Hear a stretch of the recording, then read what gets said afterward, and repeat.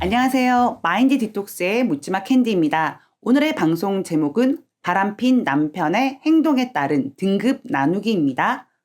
구독, 좋아요 눌러주세요. 네, 배우자의 외도를 경험하는 아내분들의 고통에는 경중이 없습니다. 한 달을 바람을 폈든 20년을 폈든 그냥 바람을 폈다는 그 사실 하나만으로 우리들의 가슴을 후벼 파고 지워지지 않는 상처로 평생 남게 되는 것입니다. 하지만 바람을 피는 남편들의 행동에는 등급이 있습니다. 바람을 핀 기간과 상관없이 아무리 미쳐서 바람이 났다라고 해도 예의가 있고 함께 살아온 세월에 대한 의리는 있어야 합니다. 정말 아무리 결핍감과 바람기로 발현된 바람이라고 해도 정말 인간이 아닌 짐승이라고 표현해도 될 만큼 이성이 마비된 상태입니다. 상담을 하면서 그리고 캔디의 실제 경험을 통해서 외도 중에서도 죄질이 나쁜 등급부터 그나마 나은 등급으로 나누어서 방송을 진행하도록 하겠습니다. 나쁜 등급. 첫 번째, 계획적으로 이혼을 염두에 두고 아내에게 온갖 누명을 뒤집어 씌워서 이혼의 타당성을 부여하고 가출하는 경우. 순진한 아내가 남편의 외도에 대해서는 전혀 모르는 상태에서 꿈도 안 꾼 거죠. 갖은 가스라이팅과 이유를 대며 가출해버리는 경우가 있습니다. 미리 오피스텔도 구해놓고 상간녀와 미래를 꿈꾸고 구체적인 계획도 다 짜놓은 상태입니다. 급작스러운 가출과 이혼 요구에 넋이 나갔던 아내가 정신을 차리고 남편의 뒤를 밟아보니 여자랑 팔짱 끼고 밥 처먹고 돌아다니는 모습을 보고 외도라는 사실을 알게 되는 경우가 많습니다. 그나마 증거라도 잡히면 다행인데 이런 경우는 교묘하게 외도에 관한 증거 수집이 어렵도록 이미 조치를 다해놓은 경우가 많습니다. 최고로 사악하고 죄질이 매우 나쁜 등급으로 보셔도 됩니다. 두 번째, 바람이 발각된 후 바로 가출을 하는 경우. 이런 경우는 미혼이거나 이혼한 싱글 상간녀인 경우가 많았고 정서적으로 엮인 깊은 관계로 생각하셔야 합니다. 아내와의 이혼은 머릿속으로는 염두에 두고 있었는데 발각되자마자 이참에 그냥 나 이혼해 버릴래 라는 생각을 가지고 있다라고 보시면 됩니다. 세 번째, 눈물 반성하는 척 하다가 이렇게는 못 산다고 이혼 불사로 나오는 경우. 처음에는 적당껏 눈물 반성하면 아내가 남편을 다시 믿고 예전처럼 지낼 수 있을 거라고 생각했는데 아내의 죽음과 분노가 지속되는 경우 눈속임으로 눈물 반성한 경우이거나 정말로 아내의 분노에 지쳐서 더 이상은 이렇게 살 수 없다라고 결심한 경우라고 생각하시면 됩니다. 네 번째, 고통 속에서 분노 표출을 하는 아내를 형사 고소하는 경우.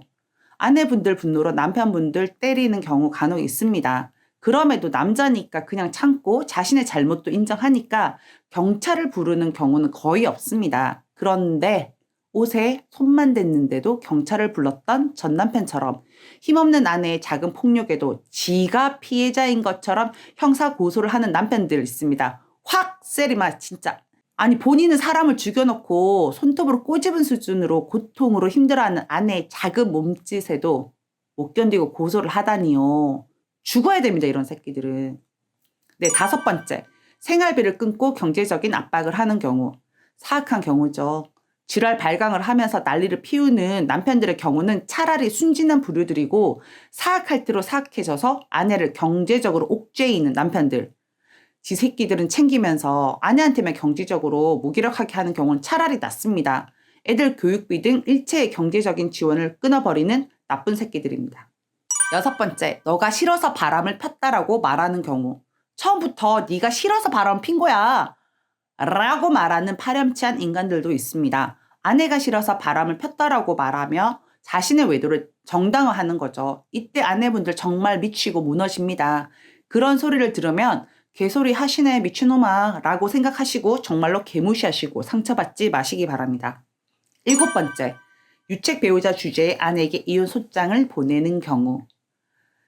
진짜 여러분들 이혼 소장 안 받아봤죠? 저는 이혼 소장을 받은 날 정말 하늘이 무너지고 진짜 우주 대폭발하는 줄 알았습니다. 땅바닥을 막 뒹굴고 난리를 쳤거든요. 그래도 소용없더라고요. 치하라고 제가 얼마나 난리를 쳤는데 그때 남편들이 상간녀 소송 치하라고 지랄하는 게 어떤 마음인지 알 것 같더라고요. 유책 배우자의 이혼 청구는 기각된다라는 사실을 알면서도 이혼 소송 과정에서 아내가 무너져 내리고 반서로 변경을 해서 이혼을 성사시키려고 하는 심산이 큰 경우입니다. 바람도 지 맘대로 피고 이혼도 지 맘대로 하다니요. 이혼 소장을 받으신 아내분들은 너무나 힘든 진흙탕 싸움이지만 끝까지 기각으로 버티시기 바랍니다. 지금도 기각으로 버티시고 있는 아내분들 힘내시기 바랍니다. 파이팅입니다. 당하는 이혼은 절대 안 됩니다. 자, 그러면 그나마 나은 등급에 대해서 말씀드리겠습니다.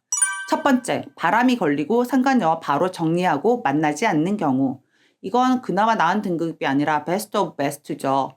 만난 지 얼마 안 된 경우 혹은 상간녀의 집착이 심해져서 상간녀가 자폭을 했거나 남편을 지속적으로 괴롭히는 경우는 남편들도 바람이 들킨 경우 아유 오히려 더 잘됐다, 홀가분하다라는 생각도 합니다. 바로 정리하는 경우는 별로 없지만 그나마 다행 중에 다행입니다. 하지만 남편이 정리했다라고 눈 가리고 아웅식으로 거짓말하는 경우도 많기 때문에 예의주시하셔야 합니다. 이런 경우가 더 많거든요. 두 번째, 눈물 반성하는 척이라도 하면서 아내에게 사죄하는 경우. 사실 진심으로 사죄하는 경우 별로 없을 거예요. 하지만 달콤한 막대 사탕 혼자서 빨아먹고 룰루랄라 잘 지내다가 들키고 나서는 사실 본인도 죽을 마실 겁니다. 그나마 눈물 반성이라도 하는 척하고 집에 일찍 귀가하고 밥하고 청소하면서 아내의 눈치를 살피고 그리고 지속적으로 반복적으로 사죄하는 경우는 위기 모면력이 많습니다만도 상간녀랑 만나지 않고 사죄하는 경우라면 그래도 다시 상간녀 붙더라고요. 자기들 머리로는 안 만나려고 했지만 이게 도파민 분비가 되면서 전두엽에 문제가 생긴 거기 때문에. 하지만 그런 행동만이라도 보이는 것 이 자체도 나은 등급이라고 할 수 있습니다. 세 번째, 이혼을 절대 못한다고 아내에게 매달리는 경우. 이건 진심일 겁니다. 계산기를 아무리 두드려봐도 아내의 가치가 상간녀보다 훨씬 높다라고 판단이 선 경우이고 이혼을 해서 본인이 잃을 게 더 많다라고 생각을 하는 겁니다.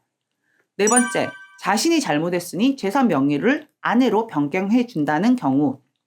진짜 남자라면, 남자 새끼라면 바람 펴서 집을 엉망진창으로 만들었다면 사죄하는 마음으로 이혼을 하지 않더라도 재산의 명의를 아내한테 바꿔주는 것이 바람핀 자신에 대해 반성하고 미안해하는 태도로 받아들이시면 됩니다. 사실 요즘은 이런 남자들 흔치 않습니다. 네, 다섯 번째, 상간녀 소송을 도와주는 경우. 사실 확인서를 써주거나 자백 녹음을 해주는 경우는 상간녀와 헤어진 경우가 대부분입니다. 당신이 하고 싶은 대로 다 해. 내가 도와줄게. 정말 힘들지만 내가 다 도와줄게. 하는 경우는 남편을 아주 조금은 믿으셔도 된다라고 생각합니다. 사실 확인서 써주는 거 쉽지 않은 겁니다. 자신의 잘못에 대해서 시인하고 아내에게 더 까발려지고 그러면 아내가 그걸 보고 더 분노할 것을 알면서도 자신의 잘못을 인정하기 때문에 하는 행동으로 보시기 바랍니다. 네, 오늘은 그 남편의 행동을 보고 등급을 나쁜 등급하고 그나마 나은 등급 두 가지로 나눠서 살펴봤습니다. 재질이 나쁘건 나쁘지 않건 외도 상황은 반드시 정리되어야 합니다.